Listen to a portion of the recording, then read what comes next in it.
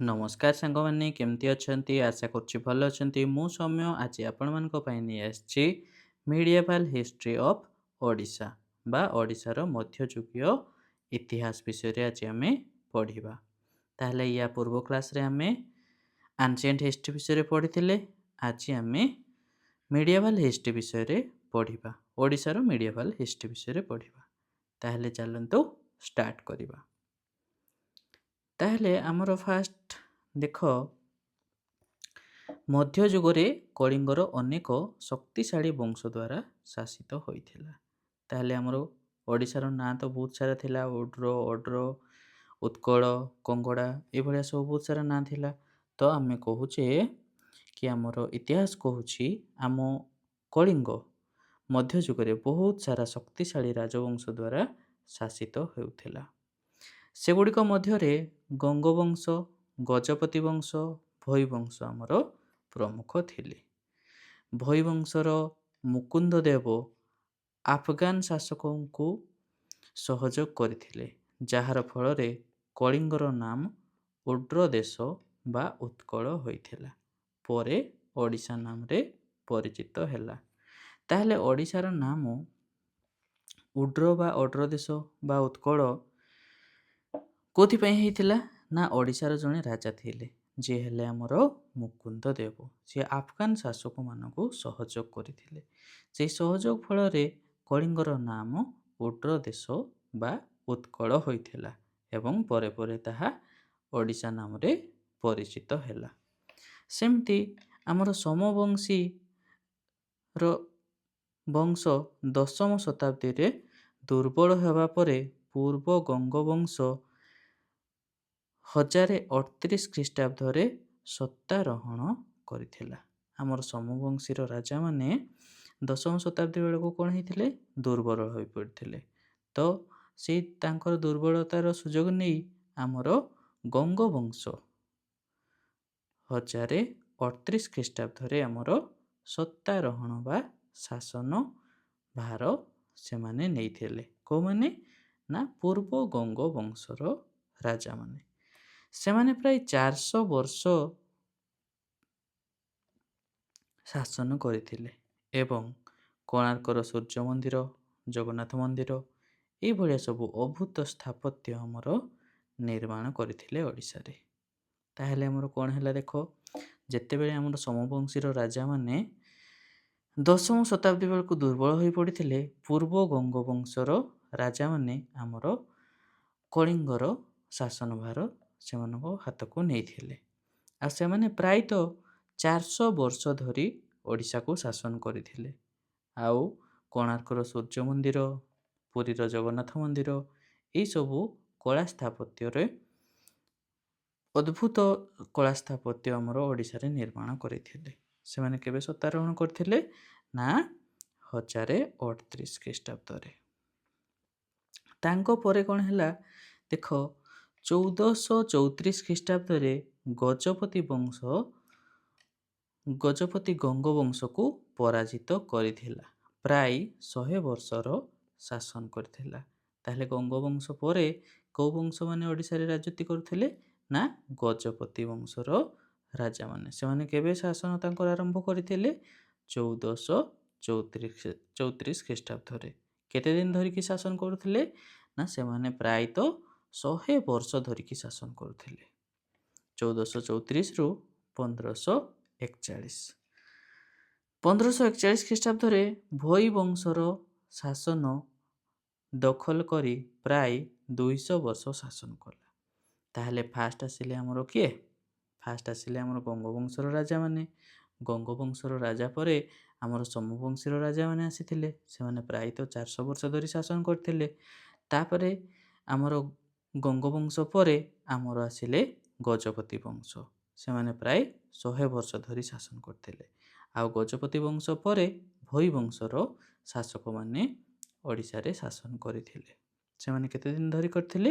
ପ୍ରାୟ 200 ବର୍ଷ ଧରି କରିଥିଲେ। ତାଙ୍କ ପରେ କିଏ ଆସିଲା? ନା 1568 ଖ୍ରୀଷ୍ଟାବ୍ଦରେ କରଣୀ ବଂଶ ଅଳ୍ପ ସମୟ ପାଇଁ ଓଡ଼ିଶାରେ ପ୍ରଥମ ମୁସଲିମ ଶାସନ ସ୍ଥାପନ କଲା। ତାହେଲେ ଓଡ଼ିଶାରେ ପ୍ରଥମ ଥର ପାଇଁ କିଏ ଆମର ମୁସଲିମ ଶାସନ ସ୍ଥାପନ କରିଥିଲା? ନା କରଣୀ ବଂଶ। କେବେ କରିଥିଲେ? 1568 ଖ୍ରୀଷ୍ଟାବ୍ଦରେ। ପରେ ମୋଗଲମାନେ ଲେଖା ହେଇଛି, ମୋଗଲମାନେ ଓଡ଼ିଶାକୁ ନିୟନ୍ତ୍ରଣ କରି ଶାସନ ପାଇଁ ଗଭର୍ଣ୍ଣର ନିଯୁକ୍ତି କରିଥିଲେ। ତାଙ୍କର ଏଇ କରଣୀ ବଂଶ ପରେ ମୋଗଲମାନେ ଶାସନ କରିଥିଲେ। ମୋଗଲ ଲେଖିବ, ମୋଗଲମାନେ ହେଲା। ତାପରେ ଦେଖ 1703 ମସିହାରେ ବଙ୍ଗର ନବାବ ବା ନାଏବ ଆମେ ଯାହାକୁ କହୁଛେ, ନାଜିରମାନେ ଓଡ଼ିଶାକୁ ଶାସନ କରୁଥିଲେ। ପରେ ମରାଠମାନେ ଆସିଲେ ଏବଂ ଶେଷରେ ବ୍ରିଟିଶମାନେ ଓଡ଼ିଶାକୁ ଦଖଲ କରିଥିଲେ, ଯାହା ଆଧୁନିକ ଯୁଗ ଆରମ୍ଭକୁ ସୂଚିତ କଲା। ତାହେଲେ ଓଡ଼ିଶାରେ କିଏ କିଏ ଆମର ଶାସନ କରିଥିଲେ ଫାଷ୍ଟ ପିଲାମାନେ କହିଲ? ଫାଷ୍ଟ ତ ଆସିଲା ଆମର କିଏମାନେ ଥିଲେ? ଗଙ୍ଗବଂଶର ରାଜାମାନେ ଥିଲେ। ଗଙ୍ଗବଂଶ ପରେ ସୋମବଂଶୀର ରାଜାମାନେ ଆସିଲେ, 400 ବର୍ଷ ଧରି ସେମାନେ ଶାସନ କଲେ। ତାପରେ ଆସିଲେ ଆମର ଗଜପତି ବଂଶ ଆସିଲେ, ସେମାନେ ପ୍ରାୟ 100 ବର୍ଷ ଧରି ଶାସନ କଲେ। ଗଜପତି ବଂଶ ପରେ ଆମର ଆସିଲେ ମୁସଲମାନ ଶାସକ କରଣୀ ବଂଶ ବା ଭୋଇ ବଂଶ ଆସିଥିଲେ। ଭୋଇ ବଂଶ 200 ବର୍ଷ ଧରି ଶାସନ କରିଥିଲେ। ଭୋଇ ବଂଶ ପରେ ଆସିଲେ ଆମର କରଣୀ ବଂଶର ଆସିଲେ, ସେମାନେ ହେଲା ଫାଷ୍ଟ ମୁସଲିମ ଆମର ଶାସକମାନେ ଥିଲେ। ତାପରେ ଆସିଲେ ଆମର କୋଉମାନେ? ନା ଆମର ବଙ୍ଗର ନବାବମାନେ ଯେଉଁମାନେ ଥିଲେ, ବେଙ୍ଗଲର ନବାବମାନେ, ନାଏବ ନଜିର ଯେଉଁମାନଙ୍କୁ କୁହାଯାଉଥିଲା, ସେମାନେ ଓଡ଼ିଶାର ଶାସନ କଲେ। ତାଙ୍କ ପରେ ଆସିଥିଲେ ଆମର ମରାଠାମାନେ ଆସିଲେ ଏବଂ ତାଙ୍କ ପରେ ମରାଠାମାନଙ୍କ ପରେ ଆସିଲେ ବ୍ରିଟିଶମାନେ। ବୁଝିପାରିଲ? ତ ଚାଲ ଆମେ ସେଇ ଗୋଟେ ଗୋଟେ ଡାଇନେଷ୍ଟି ବିଷୟରେ ଏବେ ଆମେ ପଢ଼ିବା। ଫାଷ୍ଟ କୋଉମାନେ ଥିଲେ? ଗଙ୍ଗ ବଂଶର ରାଜାମାନେ ଥିଲେ। ଦେଖ ଏଇ ଗଙ୍ଗ ବଂଶ ବା ଗଙ୍ଗ ଡାଇନେଷ୍ଟିକୁ ସ୍ଥାପନ କିଏ କରିଥିଲେ? ନା କାମରନଭ ଜଣେ ଥିଲେ ସେ ଗଙ୍ଗବଂଶର ରାଜା। ସେ ଏହି ଗଙ୍ଗବଂଶ ସ୍ଥାପନ କରିଥିଲେ। ତାଙ୍କ ରାଜଧାନୀ କୋଉଠି ଥିଲା? କଳିଙ୍ଗ ନଗରରେ ତାଙ୍କ ରାଜଧାନୀ ଥିଲା। ସେ କେବେରୁ କେବେ ଶାସନ କରୁଥିଲେ? 1038ରୁ ସିଏ ନାହିଁ, ଏଇ ଆମ ଗଙ୍ଗବଂଶର ରାଜାମାନେ 1435 ଖ୍ରୀଷ୍ଟାବ୍ଦ ଯାକେ ସେମାନେ ଶାସନ କରୁଥିଲେ। ଦେଖ ଗଙ୍ଗବଂଶ ଭାରତୀୟ ଉପମହାଦେଶର ଏକ ଶକ୍ତିଶାଳୀ ହିନ୍ଦୁ ଶାସନ ଥିଲା। ସେମାନେ ପୂର୍ବ ଗଙ୍ଗବଂଶରେ ନାମରେ ମଧ୍ୟ ପରିଚିତ। ସେ ଗଙ୍ଗବଂଶର ରାଜାମାନେ। ପୂର୍ବ ଗଙ୍ଗମାନେ 5ମ ଶତାବ୍ଦୀର ଶେଷ ଭାଗରେ କଳିଙ୍ଗରେ ଶାସନ ଆରମ୍ଭ କରିଥିଲେ ଏବଂ ବଜ୍ରହସ୍ତ 1038 ମସିହାରେ ସିଂହାସନରେ ବସିବା ପର୍ଯ୍ୟନ୍ତ ଛୋଟ ଶକ୍ତି ଭାବରେ ରହିଥିଲେ। ତାହେଲେ ସେମାନେ 5ମ ଶତାବ୍ଦୀରୁ ସେମାନେ ଶାସନ ଆରମ୍ଭ କରୁଛନ୍ତି, କିନ୍ତୁ ସେମାନେ ଫାଷ୍ଟ ଛୋଟ ଶକ୍ତି ଭାବରେ ସେମାନେ ପରିଚିତ ଥିଲେ। ତାପରେ ସେମାନେ ଓଡ଼ିଶାର ଶାସନ ଭାର ଗ୍ରହଣ କଲେ। କିଏ ଗ୍ରହଣ କରିଥିଲେ? ଫାଷ୍ଟ ବଜ୍ରହସ୍ତ। କେବେ କରିଥିଲେ? 1038 ମସିହାରେ। ଗଙ୍ଗବଂଶ ସମୟରେ ଓଡ଼ିଶାର ପ୍ରଦେଶଗୁଡ଼ିକୁ ବିଷୋଇ ବୋଲି କୁହାଯାଉଥିଲା। ତାହେଲେ ଗଙ୍ଗବଂଶ ଯେତେବେଳେ ଶାସନ କରୁଥିଲେ ସେତେବେଳେ ଓଡ଼ିଶାର ଓଡ଼ିଶାର ପ୍ରଦେଶ ଗୁଡ଼ାକ କ'ଣ କୁହାଯାଉଥିଲା? ନା ବିଷୋଇ ବୋଲିକି କୁହାଯାଉଥିଲା। ମନେ ରଖିବ, କୋଶ୍ଚିନ୍ରେ ଆସେ ହେଲା। ଗଙ୍ଗବଂଶର ଶାସନ କାଳରେ ଓଡ଼ିଶାର ପ୍ରଦେଶମାନଙ୍କୁ କ'ଣ କୁହାଯାଉଥିଲା? ନା ବିଷୋଇ ବୋଲିକି କୁହାଯାଉଥିଲା। ଗଙ୍ଗବଂଶର କିଛି ଗୁରୁତ୍ୱପୂର୍ଣ୍ଣ ରାଜାମାନଙ୍କ ବିବରଣୀ ତଳେ ଦିଆଯାଇଛି, ଆମେ ଦେଖିବା। ତ ଦେଖ ଆମର ଫାଷ୍ଟ ଆସିଲେ ଅନନ୍ତ ବର୍ମା ବଜ୍ରହସ୍ତ ପଞ୍ଚମ। ସେ କେବେ ଶାସନ ଆରମ୍ଭ କରିଥିଲେ? ନା 1038 ଖ୍ରୀଷ୍ଟାବ୍ଦରେ। ତାଙ୍କ ପିତା ଥିଲେ କମରନବ ହେଲା। ତାଙ୍କ ଉପାଧି କ'ଣ ଦିଆଯାଇଥିଲା? ତ୍ରିକଳିଙ୍ଗାଧିପତି। କାହାଙ୍କୁ? ଏଇ ଅନନ୍ତ ବର୍ମନ ବଜ୍ରହସ୍ତଙ୍କୁ ତ୍ରିକଳିଙ୍ଗାଧିପତି ବୋଲିକି କୁହାଯାଉଥିଲା। ସେ ସୋମବଂଶୀକୁ ପରାଜିତ କରି ଓଡ଼ିଶାକୁ ସ୍ୱାଧୀନ କରିଥିଲେ ଏବଂ ନିଜକୁ ମହାରାଜାଧିରାଜ ବୋଲିକି ଘୋଷଣା କରିଥିଲେ। କିଏ? ଏହି ଆମର ଅନନ୍ତ ବର୍ମା ବଜ୍ରହସ୍ତ। ବୁଝିପାରିଲ? ସେ କେବେ ଶାସନ ଆରମ୍ଭ କରିଥିଲେ? ସେ ଶାସନ ଆରମ୍ଭ କରିଥିଲେ 1038ରେ। ତାଙ୍କ ପିତା ଥିଲେ କିଏ? କମରନବ। ଆଉ ସେ କୋଉ ଉପାଧି ପାଇଥିଲେ? ତ୍ରିକଳିଙ୍ଗାଧିପତି ବୋଲିକି ନିଜକୁ କହୁଥିଲେ। ସେ କ'ଣ କରିଥିଲେ? ନା ସମବଂଶକୁ ପରାଜିତ କରି କଳିଙ୍ଗକୁ ସ୍ୱାଧୀନ କରିଥିଲେ ଏବଂ ନିଜକୁ ମହାରାଜାଧିରାଜ ବୋଲିକି ଘୋଷଣା କରିଥିଲେ। କିଏ? ଏଇ ଆମର ଅନନ୍ତ ବର୍ମନ ବଜ୍ରହସ୍ତ। ସେମିତି ଆସିଲା ତାପରେ ଅନଙ୍ଗ ଭୀମଦେବ। ସେ କେବେରୁ କେବେ ଶାସନ କରିଥିଲେ? ଦେଖ, ସେ 1211ରୁ 1238 ଖ୍ରୀଷ୍ଟାବ୍ଦ ଯାକେ ଶାସନ କରିଥିଲେ। ସେ ଆମର ଜଗନ୍ନାଥ ମନ୍ଦିର ପାଇଁ, ଜଗନ୍ନାଥଙ୍କ ପାଇଁ, ଆମର ଲର୍ଡ ଜଗନ୍ନାଥ ଯିଏ ଅଛନ୍ତି, ଭଗବାନ ଜଗନ୍ନାଥ, ଜଗତର ନାଥ ଜଗନ୍ନାଥ, ତାଙ୍କ ପାଇଁ ପୁରୀରେ ଏକ ମନ୍ଦିର ନିର୍ମାଣ କରିଥିଲେ। କିଏ କରିଥିଲେ? ଅନଙ୍ଗ ଭୀମଦେବ। ହେଲା। ସେ ନିଜ ରାଜଧାନୀକୁ କଳିଙ୍ଗ ନଗରରୁ ଅଭିନବ ବାରାଣସୀ କଟକ, ବର୍ତ୍ତମାନ ଯାହାକୁ ଆମେ କଟକ ବୋଲିକି କହୁଛେ, ତାକୁ ସ୍ଥାନାନ୍ତରିତ କରିଥିଲେ। କିଏ କରିଥିଲେ? ଅନଙ୍ଗ ଭୀମଦେବ। କେବେରୁ କେବେ ଶାସନ କରୁଥିଲେ? 1211ରୁ 1238। ସେ କ'ଣ କରିଥିଲେ? ତାଙ୍କର ପ୍ରମୁଖ କାର୍ଯ୍ୟ କ'ଣ? ନା ପୁରୀର ଜଗନ୍ନାଥ ମନ୍ଦିର କରିଥିଲେ। ଆଉ କ'ଣ କରିଥିଲେ? ସେ ନିଜ ରାଜଧାନୀକୁ କଳିଙ୍ଗ ନଗରୀରୁ ଆମର ଅଭିନବ ବାରାଣସୀ କଟକ, ଯାହାକୁ ଆମେ ଏବେ ଖାଲି କଟକ ବୋଲିକି କହୁଛେ, ସେଇଠିକୁ ସ୍ଥାନାନ୍ତରିତ କରିଥିଲେ। ଅନନ୍ତ ବାସୁଦେବ ମନ୍ଦିର ଅନଙ୍ଗ ଭୀମଦେବଙ୍କ କନ୍ୟା ଚନ୍ଦ୍ରିକା ଦେବୀ ଭୁବନେଶ୍ୱରରେ ଏହି ମନ୍ଦିର ନିର୍ମାଣ କରିଥିଲେ। ତାହେଲେ ଅନନ୍ତ ବାସୁଦେବ ମନ୍ଦିର କିଏ ନିର୍ମାଣ କରିଥିଲେ? ନା ଏହି ଅନଙ୍ଗ ଭୀମଦେବଙ୍କ କନ୍ୟା କିଏ ଥିଲେ? ଆମର ଚନ୍ଦ୍ରିକା ଦେବୀ। ସେ ଭୁବନେଶ୍ୱରରେ ତାହାକୁ ନିର୍ମାଣ କରେଇଥିଲେ। ତାହେଲେ ଦୁଇଟା ଇମ୍ପୋର୍ଟାଣ୍ଟ ମନ୍ଦିର ମନେ ରଖିବ। ଅନଙ୍ଗ ଭୀମଦେବ ଆମର ପୁରୀର ଜଗନ୍ନାଥ ମନ୍ଦିର ଆମର ନିର୍ମାଣ କରିଥିଲେ। ଆଉ ତାଙ୍କ କନ୍ୟା ଯିଏକି ଥିଲେ ତାଙ୍କର ଝିଅ ଚନ୍ଦ୍ରିକା ଦେବୀ, ସେ ଅନନ୍ତ ବାସୁଦେବ ମନ୍ଦିର ଭୁବନେଶ୍ୱରରେ ନିର୍ମାଣ କରେଇଥିଲେ। ତାଙ୍କ ପରେ ଆସିଲେ ଭାନୁଦେବ ଫାଷ୍ଟ। ସେ କେବେରୁ କେବେ ଶାସନ କରିଥିଲେ? ଦେଖ, ସେ 1264ରୁ 1278 ଖ୍ରୀଷ୍ଟାବ୍ଦ ଯାକେ ସେ ଶାସନ କରିଥିଲେ। ସେ ମାଧବାଚାର୍ଯ୍ୟଙ୍କ ଶିଷ୍ୟ ନରହରି ତୀର୍ଥଙ୍କ ପ୍ରଭାବରେ ଥିଲେ ଏବଂ ତାଙ୍କୁ କଳିଙ୍ଗର ଗଭର୍ଣ୍ଣର ଭାବରେ ନିଯୁକ୍ତ କରିଥିଲେ। ତାହେଲେ ଦେଖ, ଆମର ଏଇ ଭାନୁଦେବ ପ୍ରଥମ ସିଏ କ'ଣ କରିଥିଲେ?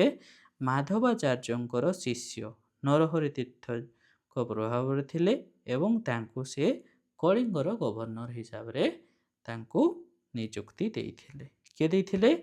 ଆମର ଭାନୁଦେବ ପ୍ରଥମ।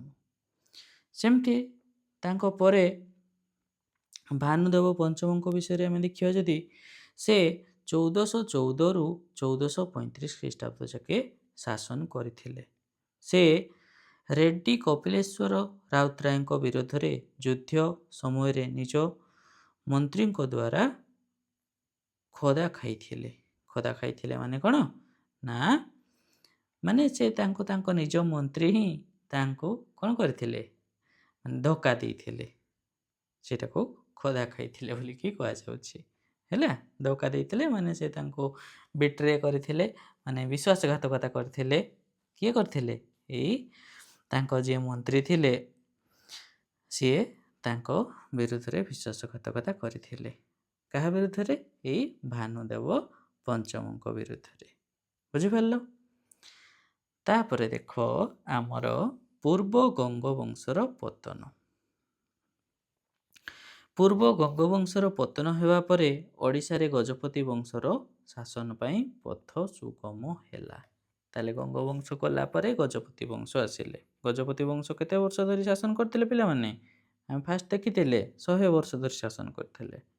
ହେଲା, ତ ଦେଖ, ଏଇ ଗଙ୍ଗବଂଶର ଅନ୍ୟାନ୍ୟ ପ୍ରସିଦ୍ଧ ଶାସକଙ୍କ ମାନଙ୍କ ବିଷୟରେ ଆମେ ଟିକେ ଦେଖିବା। ନା ରାଜା ରାଜଦେବ ପ୍ରଥମ। ସେ ନିଜକୁ ରାଜ୍ୟକୁ ଚୋଳ ଏବଂ ସମବଂଶୀଙ୍କ ଆକ୍ରମଣରୁ ସୁରକ୍ଷା କରିଥିଲେ। କିଏ? ଏଇ ରାଜା ରାଜଦେବ। ଅନନ୍ତ ବର୍ମନ ଚଡ଼ଗଙ୍ଗଦେବ ସେ ନିଜକୁ ଗଙ୍ଗା ନଦୀରୁ ଗୋଦାବରୀ ପର୍ଯ୍ୟନ୍ତ ଅଞ୍ଚଳ ବିସ୍ତାର କରିଥିଲେ ନିଜ ରାଜ୍ୟକୁ। ନିଜକୁ ନାହିଁ, ନିଜ ରାଜ୍ୟକୁ ବିସ୍ତାର କରିଥିଲେ। କୋଉଠି କୋଉଠି ବିସ୍ତାର କରିଥିଲେ? ନା ଗଙ୍ଗା ନଦୀରୁ ଗୋଦାବରୀ ପର୍ଯ୍ୟନ୍ତ ସେ ନିଜ ରାଜ୍ୟକୁ ବିସ୍ତାର କରିଥିଲେ। ବୁଝିପାରିଲ? ମୁସଲିମ ଆକ୍ରମଣକୁ ପ୍ରତିହତ କରିଥିଲେ। କିଏ? ଏଇ ଆମର ଅନନ୍ତ ବର୍ମନ ଚଡ଼ଗଙ୍ଗ ଦେବ। ଆଉ ସେ ଆମର ପୁରୀର ଜଗନ୍ନାଥ ମନ୍ଦିର ଆମର ନିର୍ମାଣ କରିଥିଲେ ବୋଲି ଆମେ ପଢ଼ିଲେ। ତାଙ୍କ ପରେ ଆସିଲେ ରାଜା ରାଜ ଦ୍ୱିତୀୟ। ସେ କବି ଜୟଦେବଙ୍କୁ ପ୍ରୋତ୍ସାହନ ଦେଇଥିଲେ, ଯିଏକି ଆମର ଗୀତ ଗୋବିନ୍ଦ ରଚନା କରିଥିଲେ। ତାହେଲେ ଆମର ଗୀତ ଗୋବିନ୍ଦ କିଏ ରଚନା କରିଥିଲେ? ନା କବି ଜୟଦେବ। ସେ କୋଉ ରାଜାଙ୍କ ସମୟରେ ସେ ଆମର ଥିଲେ? ସେ ରାଜା ରାଜ ଦ୍ୱିତୀୟଙ୍କ ସମୟରେ ଥିଲେ, 1170ରୁ 1190 ଖ୍ରୀଷ୍ଟାବ୍ଦ ପର୍ଯ୍ୟନ୍ତ। ତାଙ୍କ ପରେ ଦେଖ ନରସିଂହ ଦେବ 1238ରୁ 1264 ଯାକେ ଅଛନ୍ତି। ନରସିଂହ ଦେବ ଦେଖ ପ୍ରଥମ ସେ ଆମର 1238ରୁ 1264 ଯାକେ ଅଛନ୍ତି। ସେ କ'ଣ କରିଥିଲେ? ଆମର କୋଣାର୍କର ଯେଉଁ ସୂର୍ଯ୍ୟ ମନ୍ଦିର ଅଛି ତାହା ନିର୍ମାଣ କରିଥିଲେ। କିଏ? ନରସିଂହ ଦେବ। ଆମେ ଛୋଟବେଳେ ପଢ଼ିଥିଲେ ନା, ଲାଙ୍ଗୁଳା ନରସିଂହ ଦେବ ବୋଲିକିରି ଆମେ ତାଙ୍କୁ କହୁଥିଲେ। ହେଲା, ସେ 1238ରୁ 1264 ଯାକେ ସେ ଶାସନ କରିଥିଲେ। ସେ ଗଙ୍ଗବଂଶର ରାଜା। ସେ ଆମର କୋଣାର୍କର ସୂର୍ଯ୍ୟ ମନ୍ଦିର ନିର୍ମାଣ କରିଥିଲେ। ତାପରେ ଆସିଲେ ଭାନୁଦେବ ତୃତୀୟ। ସେ 1352ରୁ 1378 ଖ୍ରୀଷ୍ଟାବ୍ଦ ଯାକେ ସେ ଶାସନ କରିଥିଲେ। ସେ ଶମସୁଦ୍ଦିନ ଇଲିୟାସ ଶାହ ଓ ବିଜୟନଗର ରାଜକୁମାର ସାଙ୍ଗମାଙ୍କ ଆକ୍ରମଣର ସମ୍ମୁଖୀନ ହୋଇଥିଲେ। ତାହେଲେ ଏଇ ଭାନୁଦେବ ତୃତୀୟ ସେ କ'ଣ କରିଥିଲେ? ତାଙ୍କ ସହିତ ଏଇ ଶମସୁଦ୍ଦିନ ଇଲିୟାସ ଶାହ ଆଉ ବିଜୟନଗରର ରାଜକୁମାର ସାଙ୍ଗମା ସିଏ ତାଙ୍କୁ ଆକ୍ରମଣ କରିଥିଲେ। ଫିରୋଜ ଶାହ ତୁଗଲକ କଟକକୁ ଲୁଟିଥିଲେ ଏବଂ ଭାନୁଦେବ ତୃତୀୟ ବାର୍ଷିକ କର ଦେବାକୁ ସମ୍ମତି ଦେଇଥିଲେ। ତାହେଲେ ଏଇ ଭାନୁଦେବ ତୃତୀୟଙ୍କ ସମୟରେ ଆମର ପଡ଼ୋଶୀ ରାଜ୍ୟର ଆମର ଶମସୁଦ୍ଦିନ ଇଲିୟାସ ଶାହ ଆଉ ବିଜୟନଗର ରାଜକୁମାର ସାଙ୍ଗମା ତାଙ୍କୁ ଆକ୍ରମଣ କରିଥିଲେ। ଫିରୋଜ ଶାହ ତୁଗଲକ ମଧ୍ୟ କଟକକୁ ଲୁଟିଥିଲେ ଏବଂ ସେ ବାର୍ଷିକ କର ଦେବେ ବୋଲି ସେ ତାଙ୍କୁ ସହମତି ଦେଇଥିଲେ। କାହାଙ୍କୁ? ଏଇ ଫିରୋଜ ଶାହ ତୁଗଲକଙ୍କୁ। କିଏ ଦେଇଥିଲେ? ଭାନୁଦେବ ତୃତୀୟ। ତ ତାଙ୍କ ସମୟରେ କଳା ଓ ସ୍ଥାପତ୍ୟ ବିଷୟରେ ଆମେ ଏବେ ଦେଖିବା। ତ ସ୍ଥାପତ୍ୟ ଶୈଳୀ କ'ଣ ଥିଲା? ଆମର ନାଗର ଶୈଳୀରେ ତାଙ୍କର ଢେର ସାରା ନିର୍ମାଣ ରହିଛି। ତ ଏଇ ନାଗର ଶୈଳୀର ବିଶେଷତା କ'ଣ? ନା ଉଚ୍ଚ ଶିଖର ରହିଥିବ, ଗମ୍ବୁଜ। ଆଉ ଆମର କ'ଣ ଥିବ? ଅମଲାକାଶ ବା ଡେକୋରେଟିଭ ଷ୍ଟୋନ ଡିସ୍କ ସବୁ ଆମର ଲାଗିଥିବ। ଆଉ ମଣ୍ଡପ ଥିବ, ବଡ଼ ହଲ୍ ଥିବ। ମୂର୍ତ୍ତିକଳା ଯଦି ଆମେ ଦେଖିବା, ଦେବାଦେବୀ, ପଶୁପକ୍ଷୀ, ପୁରାଣ କଥା ସମ୍ବନ୍ଧୀୟ ଚିତ୍ରକଳା ଓ ଖୋଦା କାମ ତାଙ୍କ ଆମର ସେହି ସମୟରେ ଦେଖାଯାଉଥିଲା। ପ୍ରସିଦ୍ଧ ମନ୍ଦିର କ'ଣ କ'ଣ ତିଆରି ହେଇଥିଲା? ଆମର ପୁରୀର ଜଗନ୍ନାଥ ମନ୍ଦିର, କୋଣାର୍କର ସୂର୍ଯ୍ୟ ମନ୍ଦିର, ଲିଙ୍ଗରାଜ ମନ୍ଦିର, ମୁକ୍ତେଶ୍ୱର ମନ୍ଦିର, ପରଶୁରାମେଶ୍ୱର ମନ୍ଦିର, ଏଇସବୁ ଗୁଡ଼ାକ ସେଇ ଟାଇମରେ ନିର୍ମାଣ କରାଯାଇଥିଲା। ଗଙ୍ଗ ରାଜାମାନେ ବୈଷ୍ଣବ ଧର୍ମକୁ ପ୍ରୋତ୍ସାହନ ଦେଇଥିଲେ ଏବଂ ମୁଖଲିଙ୍ଗମ, ଶ୍ରୀକୁର୍ମ, ସିଂହାଚଳମ ଓ ପୁରୀରେ ମନ୍ଦିର ନିର୍ମାଣ କରିଥିଲେ। ତାହେଲେ ଗଙ୍ଗବଂଶର ରାଜାମାନେ କେଉଁ ଧର୍ମକୁ ବିଶ୍ୱାସ କରୁଥିଲେ? ନା ବୈଷ୍ଣବ ଧର୍ମକୁ ପ୍ରୋତ୍ସାହନ ଦେଉଥିଲେ ଆଉ ଏଇସବୁ ଜାଗାରେ ମନ୍ଦିର ନିର୍ମାଣ କରିଥିଲେ। ଏହି ମନ୍ଦିର ଗୁଡ଼ିକ ସୁକୌଶଳ ଖୋଦା କାମ, ଉଚ୍ଚ ଶିଖର, ଅତ୍ୟନ୍ତ ସୁନ୍ଦର କଳାକୃତି ପାଇଁ ପ୍ରସିଦ୍ଧ। ତାହେଲେ ଏହି ମନ୍ଦିରର ମୁଖ୍ୟ ଫିଚର ଗୁଡ଼ାକ କ'ଣ କ'ଣ ରହିଲା? ସୁଉଚ୍ଚ ଶିଖର ହୋଇଥିବ ଆଉ ଅତ୍ୟନ୍ତ ସୁନ୍ଦର କଳାକୃତି ପାଇଁ ପ୍ରସିଦ୍ଧ ଏହି ମନ୍ଦିର ଗୁଡ଼ାକ। ସେମିତି ଦେଖ ଗଙ୍ଗବଂଶର ପ୍ରଶାସନ ବିଷୟରେ ଯଦି ଆମେ ଦେଖିବା, ଗଙ୍ଗବଂଶ ପ୍ରାୟ 400 ବର୍ଷ ଧରି ଶାସନ କରିଥିଲେ। ଏହାକୁ ମଧ୍ୟଯୁଗୀୟ ଓଡ଼ିଶାର ଇତିହାସର ସ୍ୱର୍ଣ୍ଣ ଯୁଗ ବୋଲି କୁହାଯାଏ। କେଉଁ ଟାଇମ୍କୁ? ଏଇ ଗଙ୍ଗବଂଶର ପ୍ରଶାସନ ସମୟକୁ। ସେମାନଙ୍କ ଶାସନରେ ସ୍ଥିରତା, ସମୃଦ୍ଧି ଓ ସାଂସ୍କୃତିକ ଉନ୍ନତି ହୋଇଥିଲା ଏଇ ଗଙ୍ଗବଂଶର ଶାସନ କାଳରେ। ପ୍ରଶାସନିକ ବ୍ୟବସ୍ଥା କ'ଣ କ'ଣ ଥିଲା ଦେଖିବା ଯଦି ଆମେ, ଶାସନ ଗଠନ କେମିତି ହେଇଥିଲା? ରାଜା, ଯୁବରାଜ, ପୁରୋହିତ, ମନ୍ତ୍ରୀ, ସନ୍ଧି ବିଗ୍ରହକ, ଯେଉଁମାନେ ଦୂତମାନେ ଥିଲେ, ସେନାପତି, ଯିଏ ଆମର ସେନାର ପ୍ରମୁଖ ଥିଲେ, ଦ୍ୱାରିକ, ଦ୍ୱାରରକ୍ଷୀ, ଏଇସବୁମାନଙ୍କୁ ନେଇ ଆମର ତାଙ୍କର ଶାସନ ଗଠନ ହୋଇଥିଲା। ପ୍ରଶାସନିକ ବ୍ୟବସ୍ଥାରେ ଏଇସବୁ ଥିଲା ତାଙ୍କର। ତାପରେ ପ୍ରଶାସନିକ ବିଭାଗ କ'ଣ କ'ଣ ଥିଲା? ବିଷୟ ଆମେ କହୁଛେ ବହୁତ ସାରା ଆମର ଯେଉଁ ପ୍ରୋଭିନ୍ସ ଥିଲା ଓଡ଼ିଶାର, ସେଗୁଡ଼ାକୁ ବିଷୟ ବୋଲିକରି ତାଙ୍କର ସମୟରେ କୁହାଯାଉଥିଲା। ଆଉ ଉପବିଭାଗ କ'ଣ ଥିଲା? ପାଞ୍ଚାଳି ବା ଭୋଗ, ଏଇସବୁ ଉପବିଭାଗ ସବୁ ଆମର ଥିଲା। ରାଜସ୍ୱ ବ୍ୟବସ୍ଥା କେମିତି ଥିଲା? ଭେଲାର ବା ଯାହାକୁ ଆମେ ଜମିକର ବୋଲିକରି କହୁଛେ, ଭଡ଼ା ବା ଯାହାକୁ ଆମେ ଜଳସେଚନ ପାଇଁ ଯେଉଁ କର ତାକୁ ଆମେ ଭଡ଼ା ବୋଲିକି କହୁଛେ। ଆଉ ଆମର କଷ୍ଟମ ଡ୍ୟୁଟି ମଧ୍ୟ ସେତେବେଳେ ଥିଲା, ଯେଉଁଟାକୁ ଆମର ପରିଦର୍ଶନ ବୋଲିକରି କୁହାଯାଉଛି। ତାହେଲେ ଏଇସବୁ ହେଲା ତାଙ୍କର ରାଜସ୍ୱ ବ୍ୟବସ୍ଥା। କ'ଣ କ'ଣ? ନା ଭଲାର, ଯେଉଁଟାକି ଆମେ ଜମିକର ବୋଲିକି କହୁଛେ, ଭଡ଼ା ଯାହାକି ଆମର ଜଳସେଚନ କର ବୋଲିକି କହୁଛେ ବା ଇରିଗେସନ୍ ଟ୍ୟାକ୍ସ ବୋଲିକି କହୁଛେ, ଆଉ ଆମର ରହିଲା ପରିଦର୍ଶନ, ଯାହାକୁ ଆମେ କଷ୍ଟମ ଡ୍ୟୁଟି ବୋଲିକି କହୁଛେ। ତାଙ୍କ ପରେ ଆସିଥିଲେ ଆମର କେଉଁମାନେ? ଗଙ୍ଗବଂଶ ପରେ ଗଜପତି ବଂଶ। ଗଜପତି ବଂଶ ପ୍ରାୟତଃ 100 ବର୍ଷ ଧରି ଆମର ଶାସନ କରିଥିଲେ। ତାଙ୍କ ଶାସନ କାଳ କେବେରୁ କେବେ ଥିଲା ଦେଖ? ନା 1434ରୁ 1541, ପ୍ରାୟ 100 ବର୍ଷ। ଏଇ ଗଜପତି ବଂଶର ସ୍ଥାପନା କିଏ କରିଥିଲେ? ନା ଆମର କପିଳେନ୍ଦ୍ର ଦେବ। କପିଳେନ୍ଦ୍ର ଲେଖା ହେଇଛି, ସେଟା କପିଳେନ୍ଦ୍ର ନାହିଁ, କପିଳେନ୍ଦ୍ର ଦେବ ହେଲା। ଆଉ ସେ କେଉଁ ବଂଶର ରାଜା ଥିଲେ? ସେ ସୂର୍ଯ୍ୟ ବଂଶର ରାଜା ଥିଲେ। କେଉଁ ଅଞ୍ଚଳରେ ଶାସନ କରୁଥିଲେ? କଳିଙ୍ଗ ଅଞ୍ଚଳରେ ଶାସନ କରୁଥିଲେ। ଗଜପତିମାନେ ମଧ୍ୟଯୁଗର ଏକ ଶକ୍ତିଶାଳୀ ହିନ୍ଦୁ ବଂଶ ଥିଲେ। ସେମାନେ ରାଜନୈତିକ ଶକ୍ତି, କଳା ସାହିତ୍ୟର ପ୍ରୋତ୍ସାହନ ପାଇଁ ପ୍ରସିଦ୍ଧ ଥିଲେ, ଯାହା ଓଡ଼ିଆ ସାହିତ୍ୟର ପୁନର୍ଜାଗରଣ ଆଣିଥିଲା। ତାହେଲେ ଏଇ ଗଜପତି ବଂଶଙ୍କ ଶାସନ କାଳରେ ଓଡ଼ିଆ ସାହିତ୍ୟର ପୁନର୍ଜାଗରଣ ହେଇଥିଲା। ଏହା ଭାରତର ଶେଷ ମହାନ ହିନ୍ଦୁ ସାମ୍ରାଜ୍ୟଙ୍କ ମଧ୍ୟରୁ ଗୋଟିଏ ଥିଲା। ତାହେଲେ ଭାରତର ଯେଉଁ ମହାନ ହିନ୍ଦୁ ସାମ୍ରାଜ୍ୟମାନେ ଆଗରୁ ଥିଲେ, ତ ଏଇ ଗଜପତି ବଂଶର ରାଜାମାନେ ଅଲସୋ ୱାନ୍ ଅଫ୍ ଦେମ୍। ବୁଝିପାରୁଛ? ତାହେଲେ ଏବେ ଆମେ କପିଳେନ୍ଦ୍ର ଦେବଙ୍କ ବିଷୟରେ ପଢ଼ିବା। ଦେଖ, କପିଳେନ୍ଦ୍ର ଲେଖା ହେଇଛି, କପିଳେନ୍ଦ୍ର ନାହିଁ, କପିଳେନ୍ଦ୍ର ହେଲା। ତାହେଲେ ଦେଖ, ଶାସନ କାଳ ସେ କେବେରୁ କେବେ କରୁଥିଲେ? ନା 1434ରୁ 1467 ଯାକେ ହେଲା, 67 ଯାକେ। ତାଙ୍କର ନାମ ଥିଲା କପିଳେନ୍ଦ୍ର ରାଉତରାୟ।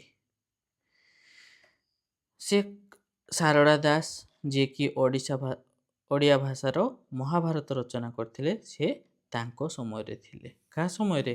ଏଇ କପିଳେନ୍ଦ୍ର ଦେବଙ୍କ ସମୟରେ। ରାଜ୍ୟ ବିସ୍ତାର ଦେଖ, ସେ ଓଡ଼ିଶାକୁ ଗଙ୍ଗା ନଦୀର ତଳ ଅଞ୍ଚଳରୁ ଦକ୍ଷିଣରେ କାବେରୀ ନଦୀ ପର୍ଯ୍ୟନ୍ତ ବିସ୍ତାର କରିଥିଲେ। ତାହେଲେ କେତେ ବଡ଼ ଥିଲା ବିଶ୍ୱାସ କରୁଛ ତ? ସେ ଗଙ୍ଗା ନଦୀରୁ ଏପଟେ କାବେରୀ ନଦୀ ଯାକେ ସେ ତାଙ୍କ ଅଞ୍ଚଳକୁ ବିସ୍ତାର କରିଥିଲେ। 1450 ଖ୍ରୀଷ୍ଟାବ୍ଦରେ ସେ ତାଙ୍କର ଜ୍ୟେଷ୍ଠ ପୁଅ ହମ୍ପିଙ୍କୁ ରାଜମନ୍ତ୍ରୀ ଓ କଣ୍ଡାଭିଡୁର ଗଭର୍ଣ୍ଣର ଭାବରେ ନିଯୁକ୍ତି କରିଥିଲେ। ତାହେଲେ 1450ରେ ତାଙ୍କର ଜ୍ୟେଷ୍ଠ ପୁତ୍ର ଯିଏ ଥିଲେ ହମ୍ପି, ତାଙ୍କୁ ସେ ରାଜମନ୍ତ୍ରୀ ଆଉ କଣ୍ଡାଭିଡୁର ଗଭର୍ଣ୍ଣର ଭାବରେ ନିଯୁକ୍ତି ଦେଇଥିଲେ। 1457 ଖ୍ରୀଷ୍ଟାବ୍ଦରେ ଗଜପତି ସାମ୍ରାଜ୍ୟ ବିଦର ପର୍ଯ୍ୟନ୍ତ ବିସ୍ତାର ହୋଇଥିଲା। ତାହେଲେ 1457 ବେଳକୁ ଗଜପତି ସାମ୍ରାଜ୍ୟ ବିଦର ପର୍ଯ୍ୟନ୍ତ ଆମର ବିସ୍ତାର ହେଇଯାଇଥିଲା। ବୁଝିପାରୁଛ? ତାହେଲେ କେତେ ବଡ଼ ଥିଲା ହିସାବ କରୁଛ ତ? ତାହେଲେ ଦେଖ, କପିଳେନ୍ଦ୍ର ଦେବଙ୍କ ବିଷୟରେ ଆମେ କ'ଣ କ'ଣ ପଢ଼ିଲୁ? ସେ ହେଲା ଆମର ଶେଷ ହିନ୍ଦୁ ରାଜାଙ୍କ ମାନଙ୍କ ମଧ୍ୟରେ ଜଣେ ଥିଲେ, ମହାନ ରାଜାମାନଙ୍କ ମଧ୍ୟରେ ଜଣେ ଥିଲେ। ସେ 1434ରୁ 1467 ଯାକେ ସେ ଶାସନ କରୁଥିଲେ। ତାଙ୍କ ସମୟରେ ଆମର ଥିଲେ କିଏ ଥିଲେ ନା ତାଙ୍କ ସମୟରେ ଆମର ଥିଲେ ସାରଳା ଦାସ, ଯିଏକି ଆମର ଓଡ଼ିଆ ଭାଷାରେ ମହାଭାରତ ଲେଖିଥିଲେ। ତ ତାଙ୍କ ସମୟରେ ରାଜ୍ୟ ବିସ୍ତାର କେଉଁଠି ଥିଲା ନା ଗଙ୍ଗା ନଦୀରୁ ଆମର କାବେରୀ ନଦୀ ପର୍ଯ୍ୟନ୍ତ ତାଙ୍କର ଶାସନ ଅଞ୍ଚଳ ବିସ୍ତାର ହୋଇଥିଲା। ତ ସେ 1450 ଖ୍ରୀଷ୍ଟାବ୍ଦରେ ତାଙ୍କ ପୁତ୍ର ଯିଏ ହମ୍ପି ଥିଲେ, ଜ୍ୟେଷ୍ଠ ପୁତ୍ର ହମ୍ପି ଥିଲେ, ସେ ତାଙ୍କୁ ରାଜମନ୍ତ୍ରୀ ଆଉ କଣ୍ଡାଭିଡୁର ଗଭର୍ଣ୍ଣର ଭାବରେ ନିଯୁକ୍ତ କରିଥିଲେ। ସେମିତି 1457 ବେଳକୁ କ'ଣ ହେଇଥିଲା, ସେ ଗଜପତି ସାମ୍ରାଜ୍ୟକୁ ବିଦର ପର୍ଯ୍ୟନ୍ତ ବିସ୍ତାର କରିଥିଲେ। କିଏ କରିଥିଲେ? ଏ ଆମର କପିଳେନ୍ଦ୍ର ଦେବ। ତାପରେ ଦେଖ ଆମର ଆସିଲେ ପୁରୁଷୋତ୍ତମ ଦେବ। ସେ କେବେରୁ କେବେ ଶାସନ କରୁଥିଲେ? ଦେଖ, ସେ 1467ରୁ 1497 ଖ୍ରୀଷ୍ଟାବ୍ଦ ଯାକେ ଶାସନ କରୁଥିଲେ। ସେ 1484 ମସିହାରେ ନିଜ ଭାଇ ହମ୍ପିଙ୍କୁ ପରାଜିତ କରି ସିଂହାସନ ଦଖଲ କରିଥିଲେ। ହମ୍ପି କେଉଁଠି ଥିଲେ? ରାଜମନ୍ତ୍ରୀ ଆଉ କଣ୍ଡାଭିଡୁର ଯିଏ ଆମର ଗଭର୍ଣ୍ଣର ଥିଲେ, ତାଙ୍କୁ ସେ ତାଙ୍କ ଭାଇ ପୁରୁଷୋତ୍ତମ ଦେବ ପରାଜିତ କରି ନିଜେ ଶାସନ ଦଖଲ କରିଥିଲେ। ସେ ଦକ୍ଷିଣ ଅଞ୍ଚଳର କିଛି ଭୂଭାଗ ବିଜୟନଗର ସୁଲଭା ନରସିଂହଙ୍କ ପାଖରେ ହାରିଥିଲେ, କିନ୍ତୁ ପରେ ସେଗୁଡ଼ିକୁ ପୁନର୍ଦଖଲ କରିଥିଲେ। ଦକ୍ଷିଣର କିଛି ଅଞ୍ଚଳ ବିଜୟନଗରର ଯିଏ ରାଜା ଥିଲେ ସୁଲଭା ନରସିଂହ, ତାଙ୍କ ପାଖରେ ହାରି ଯାଇଥିଲେ ଯୁଦ୍ଧରେ, କିନ୍ତୁ ସେଗୁଡ଼ାକୁ ପରେ ସିଏ ଆଉଥରେ ଦଖଲ କରିନେଇଥିଲେ। ତାଙ୍କ ପରେ ଆସିଲେ ପ୍ରତାପ ରୁଦ୍ର ଦେବ। ପ୍ରତାପ ରୁଦ୍ର ଦେବଙ୍କ ବିଷୟରେ ଦେଖ ପଢ଼ିବା। ସେ କେବେରୁ କେବେ ଶାସନ କରୁଥିଲେ? ସେ 1497ରୁ 1540 ଖ୍ରୀଷ୍ଟାବ୍ଦ ଯାକେ ଶାସନ କରିଥିଲେ। ତାଙ୍କ ଶାସନ କାଳରେ ଶ୍ରୀ ଚୈତନ୍ୟ ଓଡ଼ିଶାକୁ ଆସିଥିଲେ। ସେ 1508 ଖ୍ରୀଷ୍ଟାବ୍ଦରେ ବଙ୍ଗର ଆଲାଉଦ୍ଦିନ ହୁସେନ ଶାହଙ୍କ ଆକ୍ରମଣର ସମ୍ମୁଖୀନ ହୋଇଥିଲେ। କିଏ? ଏ ଆମର ପ୍ରତାପ ରୁଦ୍ର ଦେବ।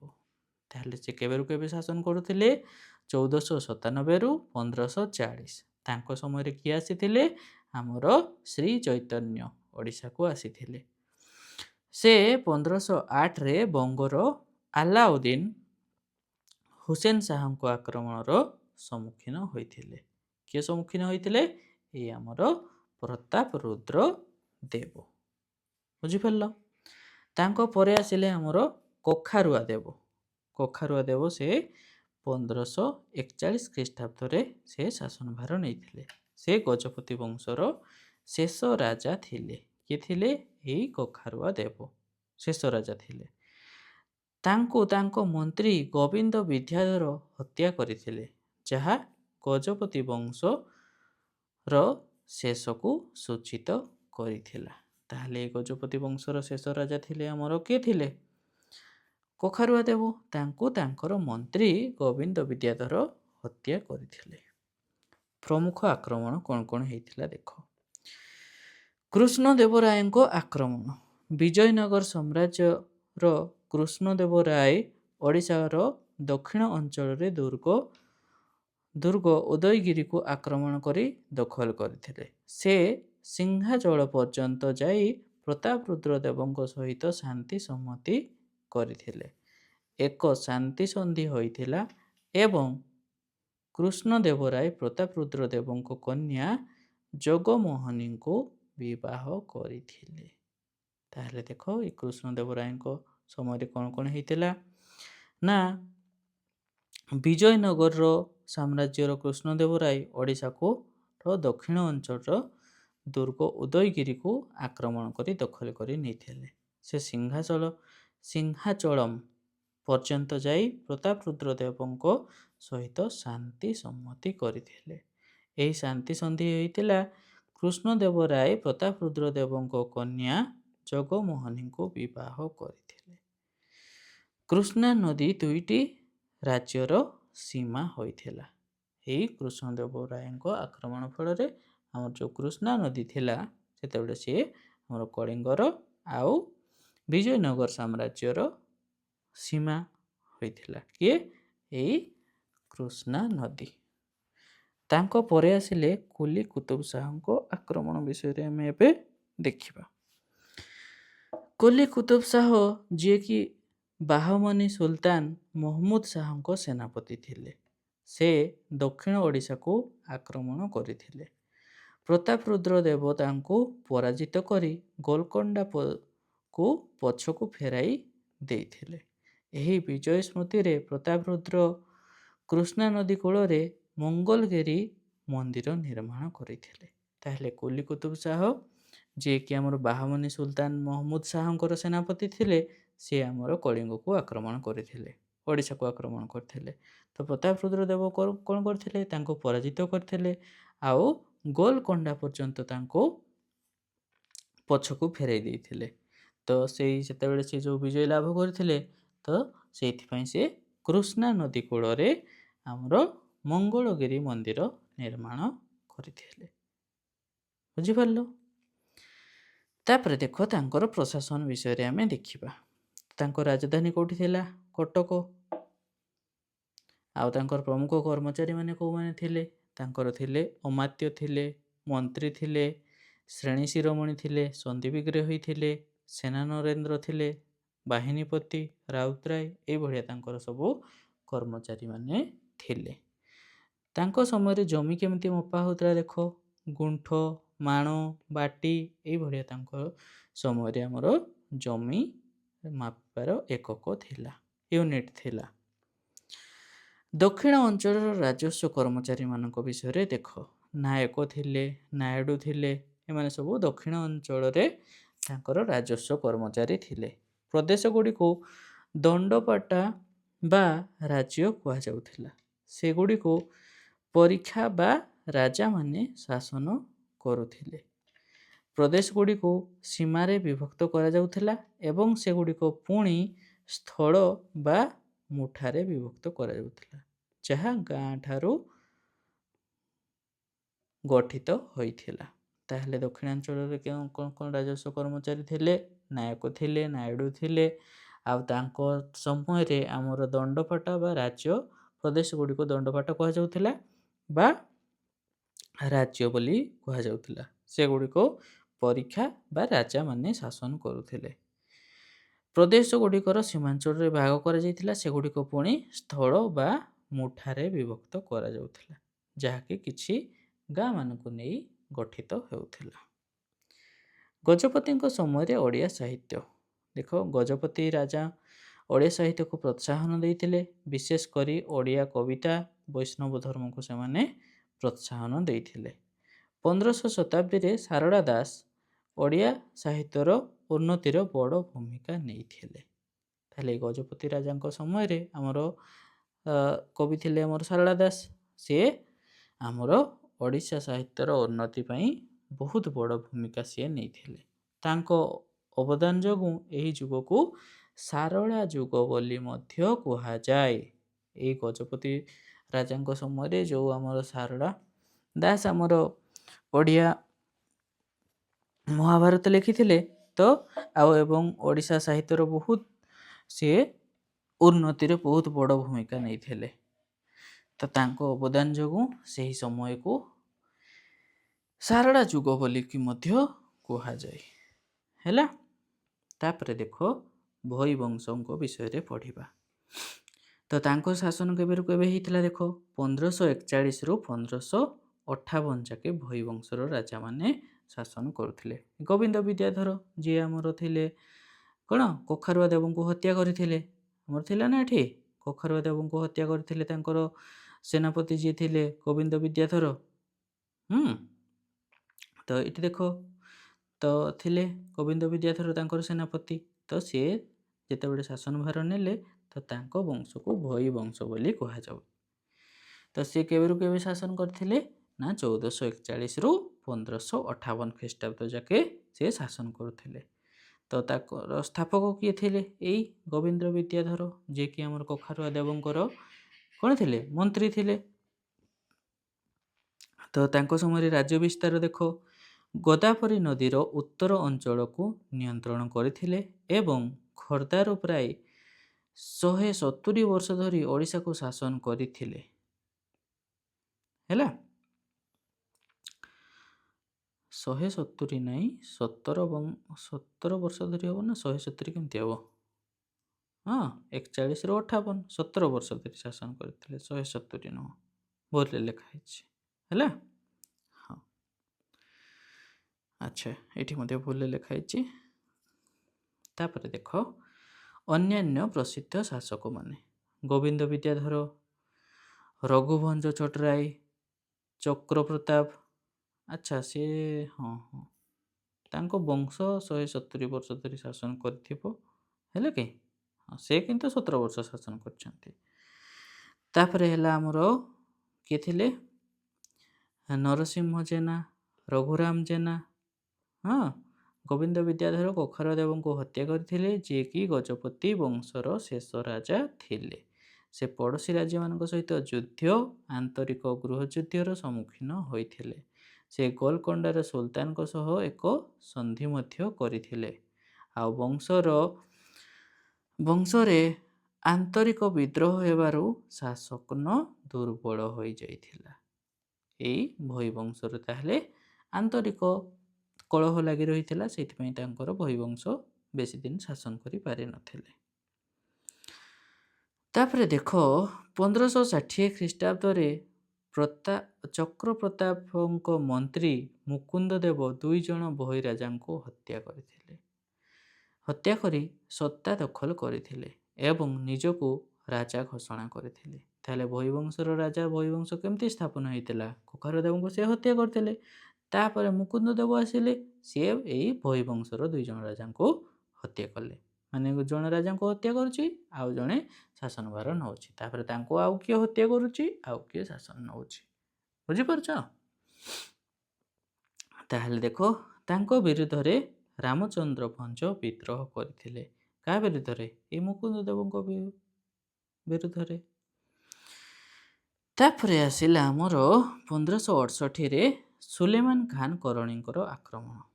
ତାହେଲେ ଦେଖ ସୁଲେମାନ ଖାନ କରଣୀ ଯିଏ ଥିଲେ ଆମର ଓଡ଼ିଶାର ପ୍ରଥମ ଆମର କ'ଣ ମୁସଲିମ ବଂଶର ଶାସନ ସିଏ ସ୍ଥାପନ କରିଥିଲେ। 1568 ଖ୍ରୀଷ୍ଟାବ୍ଦରେ ସୁଲେମାନ ଖାନ କରଣୀ ଖୋର୍ଦ୍ଧା ଉପରେ ଆକ୍ରମଣ କରିଥିଲେ, ଯାହାର ପରିଣାମରେ ମୁକୁନ୍ଦ ଦେବଙ୍କର ମୃତ୍ୟୁ ହୋଇଥିଲା। ତାହେଲେ ମୁକୁନ୍ଦ ଦେବ ଆମର ଭୋଇବଂଶର ରାଜାଙ୍କୁ ସେ ହତ୍ୟା କରିକି ନିଜେ ଶାସନ ଭାର ନେଇଥିଲେ, କିନ୍ତୁ ଆସିଲେ ଆଉ ଜଣେ କିଏ? ସୁଲେମାନ ଖାନ, ସିଏ ତାଙ୍କୁ ହତ୍ୟା କରିଦେଲେ, ମୁକୁନ୍ଦ ଦେବଙ୍କୁ ହତ୍ୟା କରିଦେଲେ। ହେଲା, ଏହା ଓଡ଼ିଶା ମୁସଲିମ ଶାସନ ଅଧୀନକୁ ଯାଇଥିଲା। ତାପରେ ଏହା ସହିତ ମୋଗଲ ଆଫଗାନ ସଂଘର୍ଷର ଆରମ୍ଭ ହେଲା। ଯଦିଓ ଭୋଇବଂଶ ଖୋର୍ଦ୍ଧା ଅଞ୍ଚଳ ସହିତ କିଛି ଅଞ୍ଚଳ ଶାସନ ଜାରି ରଖିଥିଲେ, କିନ୍ତୁ ତାଙ୍କର ପ୍ରଭାବ କ୍ରମେ କ୍ରମେ କମିଗଲା। ଏହି ସମୟରେ ଓଡ଼ିଆ ସାହିତ୍ୟର ଅବନତି ଘଟିଥିଲା। ହଁ, ଓଡ଼ିଶାରେ ହିନ୍ଦୁ ମନ୍ଦିର ଗୁଡ଼ିକର ବ୍ୟାପକ ଧ୍ୱଂସ ଘଟିଥିଲା, ଯାହାର ମଧ୍ୟରେ କୋଣାର୍କର ସୂର୍ଯ୍ୟ ମନ୍ଦିର, ପୁରୀର ଜଗନ୍ନାଥ ମନ୍ଦିର ମଧ୍ୟ ରହିଥିଲା। ତାହେଲେ ଏଇ ମୁସଲିମ ଶାସକମାନେ କ'ଣ କରିଥିଲେ? ହିନ୍ଦୁ ବଂଶର ରାଜାମାନେ ଯେଉଁ ମନ୍ଦିର ନିର୍ମାଣ କରିଥିଲେ, ସେଗୁଡ଼ାକୁ ସେମାନେ ଧ୍ୱଂସ କରୁଥିଲେ। ବୁଝିପାରୁଛ? ତାପରେ ଦେଖ ଆମର ଆସିଲା କରଣୀ ବଂଶ। 1568 ଖ୍ରୀଷ୍ଟାବ୍ଦରେ ଓଡ଼ିଶା ବଙ୍ଗର ସୁଲତାନ ସୁଲେମାନ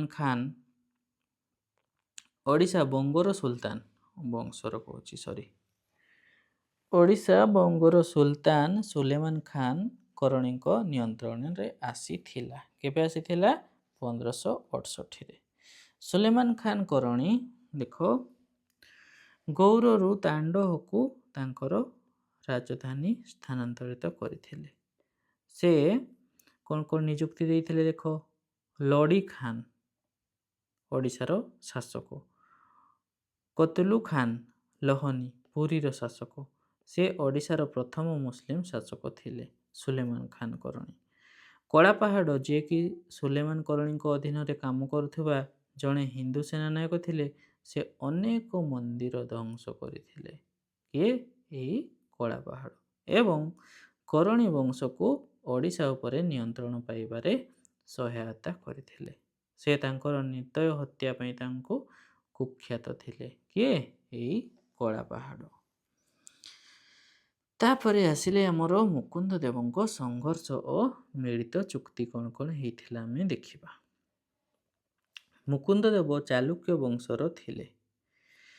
1560 ଖ୍ରୀଷ୍ଟାବ୍ଦରେ ବଙ୍ଗ ଆକ୍ରମଣ ସମୟରେ ସେ ବଙ୍ଗର ସୁଲତାନ ଘିଆସୁଦ୍ଦିନ ଜଲାଲ ଶାହଙ୍କୁ ପରାଜିତ କରିଥିଲେ ଏବଂ ତାଙ୍କୁ ଓଡ଼ିଶାରୁ ବାହାର କରିଥିଲେ। 1565 ଖ୍ରୀଷ୍ଟାବ୍ଦରେ ସେ ଚାଳକଳା ଏବଂ ରକ୍ତପାତ ମଧ୍ୟରେ ଶକ୍ତି ଦାଖଲ କରିଥିଲେ ଏବଂ ପ୍ରତିଦ୍ୱନ୍ଦ୍ୱୀମାନଙ୍କୁ ହଟାଇ ଶାସନ ନେଇଥିଲେ। ତାହେଲେ କ'ଣ ଚାଳକଳା? ଚାଳକଳା ହେଲା କ'ଣ? ଆଚ୍ଛା ଦେଖ, ଚାଳକଳା ହେଲା ଆମର ଟ୍ରେଚେରୀ ଆଉ ବ୍ଲଡ଼ ସେଡ୍ ଯାହାକୁ ଆମେ କହୁଛେ। ସେ ବହୁତ ସାରା ଟ୍ରେଚେରୀ କରିଥିଲେ ଆଉ ବ୍ଲଡ଼ ସେଡ୍ ମାନେ ବହୁତ ହତ୍ୟା କରିକି ସେ ନିଜକୁ ରାଜା ବୋଲିକି ଘୋଷଣା କରିଥିଲେ। ବୁଝିପାରୁଛ? କିନ୍ତୁ ସେ ବି ବେଶୀ ଦିନ ଶାସନ କରିପାରିଲେନି। ତାପରେ ଆସିଲେ ମୋଗଲ ସହିତ ମିଳିତ ଚୁକ୍ତି କ'ଣ କରିଥିଲେ ଦେଖ।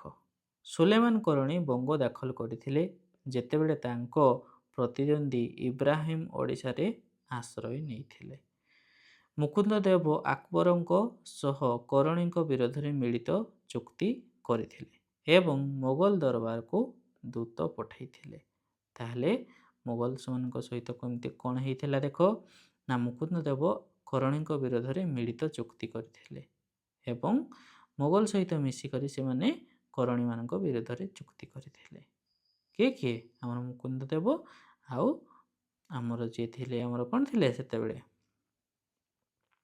ଆମର ଥିଲେ କିଏ ଥିଲେ ଆମର ମୋଗଲ ଦରବାରରେ କିଏ ଥିଲେ?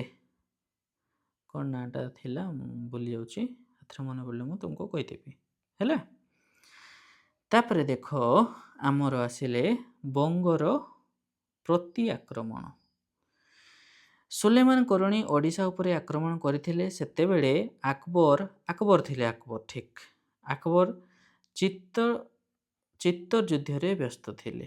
ମୋଗଲ ଶାସକ ମୁନିମ ଖାନ ଲିପ୍ତ ରହିଥିଲେ, ଯାହାଫଳରେ ମୁକୁନ୍ଦ ଦେବଙ୍କୁ ଏକାକୀ ପ୍ରତିରୋଧ କରିବାକୁ ପଡ଼ିଥିଲା। ତାହେଲେ ଆମର ମୁକୁନ୍ଦ ଦେବ ଆଉ ଆମର ମୋଗଲର ଶାସକ କିଏ ଥିଲେ? ଆକବର ଥିଲେ। ସେମାନେ ଚୁକ୍ତି କରିଥିଲେ କିନ୍ତୁ ଆମର କ'ଣ ହେଇଥିଲା, ଯେତେବେଳେ ଆମର ବଙ୍ଗର କରଣୀମାନେ ଓଡ଼ିଶାରେ ଆକ୍ରମଣ କରିଥିଲେ ସେତେବେଳେ ଆକବର ଚିତ୍ତୋରରେ ଯୁଦ୍ଧ କରୁଥିଲେ। ତ ସେତେବେଳକୁ ସେ ଆମର କାହାକୁ? ଆମର ମୁକୁନ୍ଦ ଦେବଙ୍କୁ ସେ ସାହାଯ୍ୟ କରିପାରିନଥିଲେ, ଯାହାଫଳରେ ମୁକୁନ୍ଦ ଦେବ ନିଜେ ଏକାକୀ ପ୍ରତିରୋଧ କରିବାକୁ ପଡ଼ିଥିଲା ଆଉ ସେ ପରାଜୟ ହେଇଥିଲେ ମଧ୍ୟ।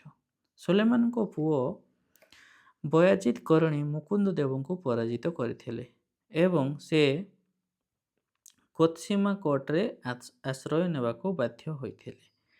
ବୟାଜିତ କରଣୀ କଟକ ମଧ୍ୟ ଦାଖଲ କରିଥିଲେ। ପରେ କରଣୀଙ୍କ ସହ ଚୁକ୍ତି କରି ମୁକୁନ୍ଦ ଦେବ ଭଞ୍ଜ ବଂଶ ବିରୋଧରେ ଅଭିଯାନ କରିଥିଲେ। ତାହେଲେ ଭଞ୍ଜ ବଂଶ ଯିଏକି ଆମର ମୟୂରଭଞ୍ଜ ଆଉ ଆମର କେନ୍ଦୁଝର ଏଇସବୁ ଅଞ୍ଚଳରେ ଶାସନ କରୁଥିଲେ, ତାଙ୍କ ବିରୁଦ୍ଧରେ ସେମାନେ କ'ଣ କରିଥିଲେ? ତାପରେ ଅଭିଯାନ ଚଳେଇଥିଲେ ତାଙ୍କର। ଦାଉଦ ଖାନ କରଣୀ ସେ ସୁଲେମାନ ଖାନ କରଣୀଙ୍କର ପୁଅ ଥିଲେ। ସେ ତୁକରୋଇ ଯୁଦ୍ଧରେ ମୋଗଲ ବିରୋଧରେ ଯୁଦ୍ଧ କରିଥିଲେ ଏବଂ ପରାଜିତ ହୋଇଥିଲେ। କିଏ? ଏଇ ଦାଉଦ ଖାନ କରଣୀ। କଟକ ଚୁକ୍ତି ଅନୁସାରେ ସେ ଓଡ଼ିଶା ରଖିପାରିଥିଲେ କିନ୍ତୁ ବଙ୍ଗ ଓ ବିହାର ମୋଗଲମାନେ ଦାଖଲ କରିଥିଲେ। ମୋଗଲ ଲେଖା ହେଇଛି ପିଲାମାନେ, ଓଟା ମୋଗଲ ହିଁ ପଢ଼ିବ ତୁମେମାନେ। ତ ଦେଖ 1576 ଖ୍ରୀଷ୍ଟାବ୍ଦରେ ରାଜମହଲ ଯୁଦ୍ଧରେ ସେ ପରାଜିତ ଓ ହତ୍ୟା କରାଯାଇଥିଲା ତାଙ୍କୁ। କାହାଙ୍କୁ? ଏଇ ଦାଉଦ ଖାନ କରଣୀଙ୍କୁ, ଯାହାର ପରିଣାମରେ ଓଡ଼ିଶାରେ ମୋଗଲ ଶାସନ ସ୍ଥାପିତ ହୋଇଥିଲା। ତାହେଲେ ଏଇ ଦାଉଦ ଖାନ କରଣୀଙ୍କୁ ମୋଗଲମାନେ 1576ରେ ରାଜମହଲ ଯୁଦ୍ଧରେ ହତ୍ୟା କରିଥିଲେ। ତାପରେ ମୋଗଲ ମାନେ ଡାଇରେକ୍ଟ ଓଡ଼ିଶାକୁ ଶାସନ କରିଥିଲେ।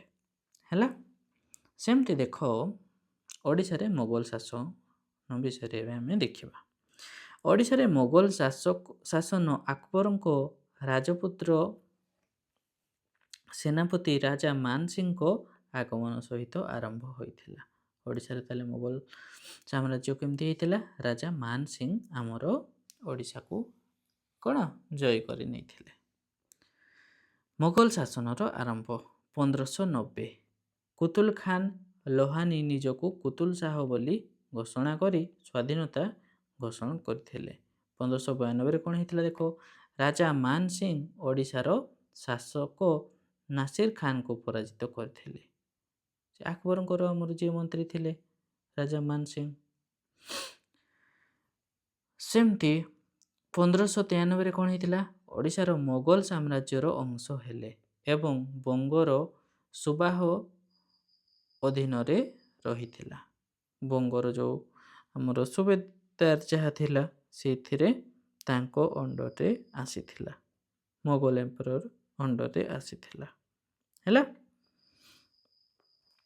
ଆକବର ଶାସନ କାଳରେ ଓଡ଼ିଶା। ଆକବର ଓଡ଼ିଶାକୁ 5ଟି ସରକାରରେ ବିଭକ୍ତ କରିଥିଲେ। କ'ଣ କ'ଣ 5ଟି ସରକାରରେ ବିଭକ୍ତ କରିଥିଲେ? ନା ଗୋଟେ ହେଲା ଆମର ଜାଲେଶ୍ୱର, ଯାହାକୁ କହୁଛେ ମିଦନାପୁର, ଜଳେଶ୍ୱର ଯେଉଁଟାକୁ ଏବେ ଆମେ କହିଥାଉ। ଗୋଟେ ହେଲା ଭଦ୍ରକ, ଗୋଟେ ହେଲା କଟକ, ଚିକାଖୋଲ ଆଉ ରାଜମହେନ୍ଦ୍ରୀ ଦଣ୍ଡପାଟ। ସେ ସ୍ଥାନୀୟ ଶାସକଙ୍କ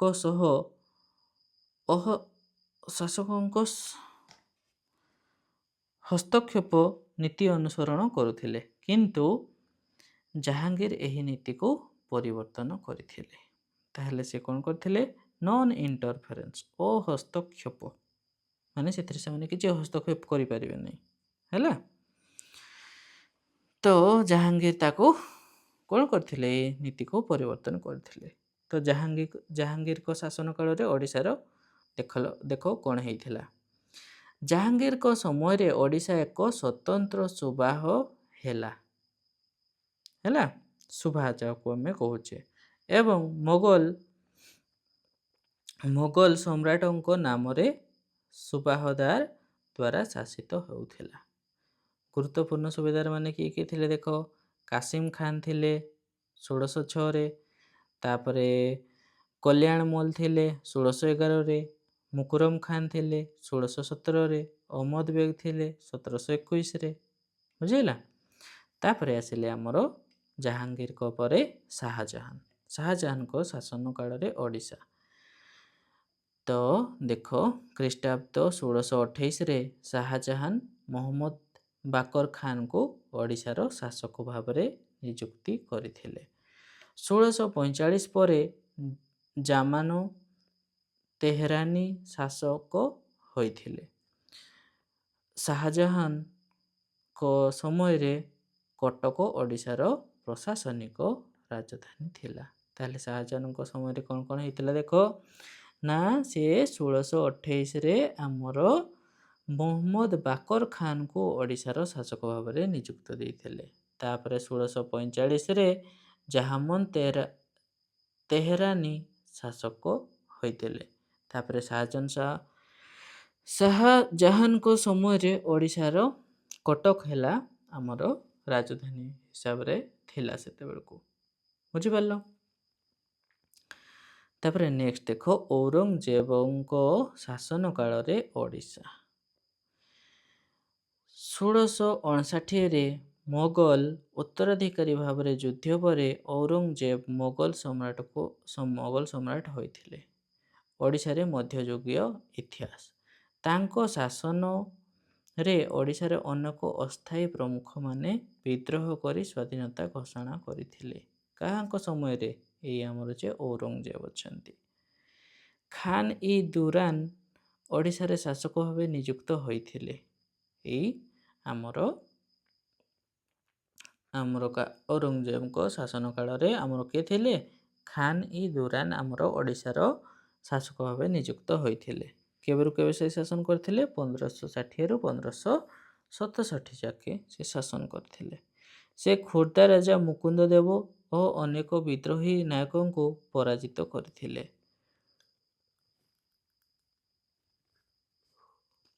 ତାହେଲେ ଏ ଖାନ୍ ଏ ଦୁରାନୀ ଖୋର୍ଦ୍ଧାର ରାଜା ଯିଏ ମୁକୁନ୍ଦ ଦେବ ଥିଲେ ଆଉ ଅନେକ ବିଦ୍ରୋହୀ ରାଜାମାନଙ୍କୁ ସେ ପରାଜିତ କରିଥିଲେ।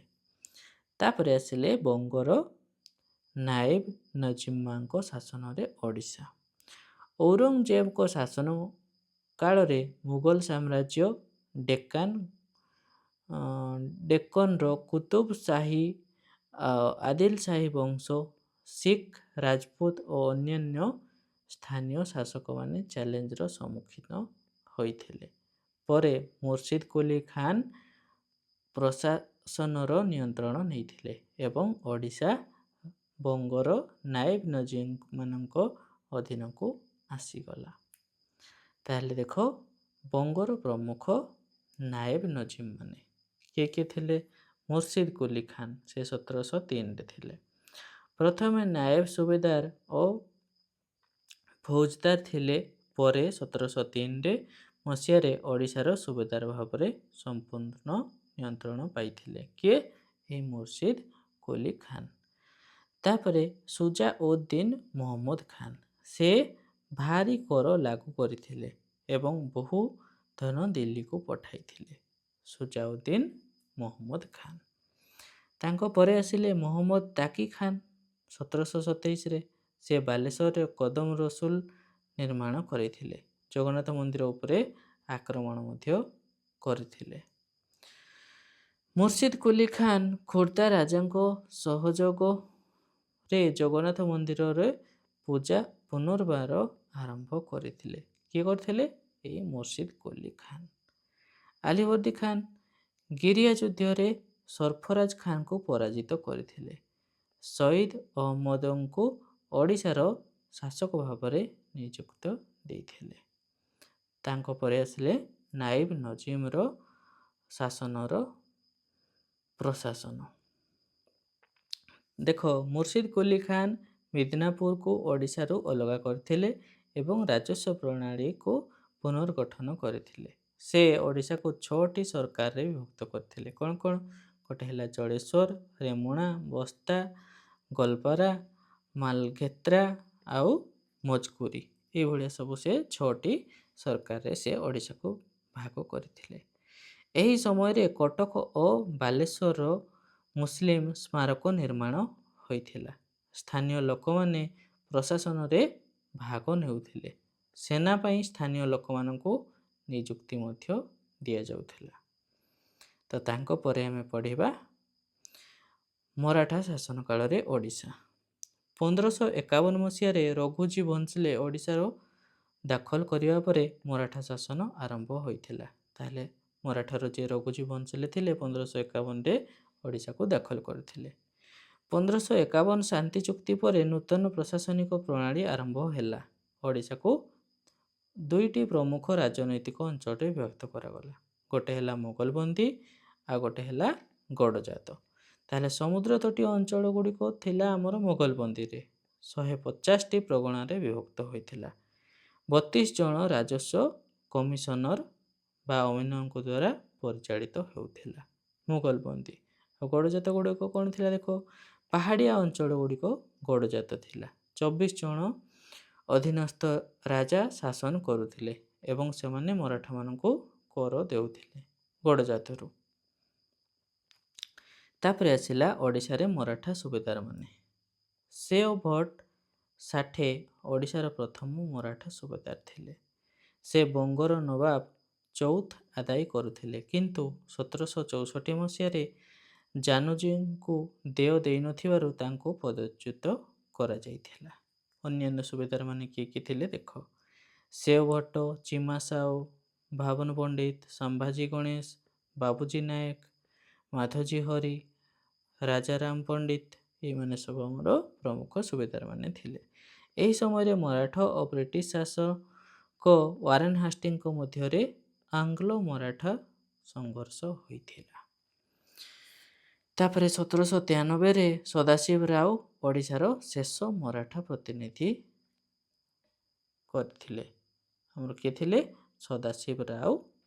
କେବେ ଥିଲେ ସିଏ? 1793ରେ। ସେମିତି ମରାଠା ଶାସନର ପ୍ରଶାସନ ଦେଖ। ତୀର୍ଥଯାତ୍ରୀମାନଙ୍କୁ ତୀର୍ଥକର ଲାଗୁ କରାଯାଇଥିଲା। ମନ୍ଦିର ମରାମତି ପାଇଁ ଧନ ଦିଆଯାଉଥିଲା। ଜଗନ୍ନାଥ ମନ୍ଦିରକୁ ମରାଠା ଶାସନମାନେ ସିଧାସଳଖ ପରିଚାଳନା କରୁଥିଲେ। ପୁରୀର ପ୍ରମୁଖ ପର୍ବଗୁଡ଼ିକ ବିଶେଷ କରି ରଥଯାତ୍ରା ସରକାରୀ ସହାୟତା ପାଇଥିଲା ଏବଂ ମରାଠା ଶାସନ କାଳରେ ଅଧିକ ଲୋକପ୍ରିୟ ହୋଇଥିଲା ପୁରୀର ରଥଯାତ୍ରା। ବୁଝିହେଲା? ତାପରେ ଦେଖ ଐତିହାସିକ ସମୟ ରେଖା। 1038ରେ ଆମେ ଦେଖିଲେ ଆମର ଗଙ୍ଗବଂଶ ସ୍ଥାପନ ହେଲା।